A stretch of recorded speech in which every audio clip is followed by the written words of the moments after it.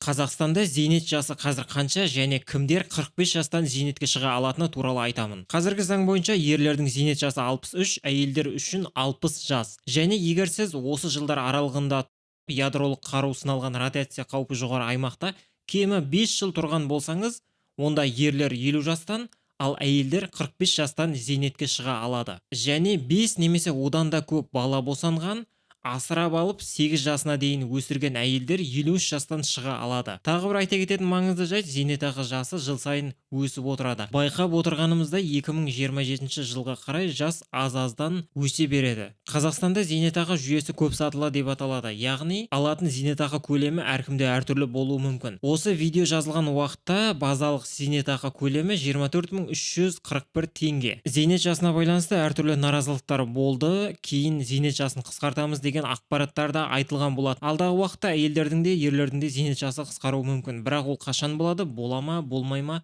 оны ешкім білмейді. Бұл видеода аталған ақпараттар осы видео жасалған уақытта актуалды. Алдағы уақытта өзгерістер болуы мүмкін. Толығырақ төмендегі сілтемені басып, зейнет жасы бойынша ақпараттарды қарап шыға аласыз.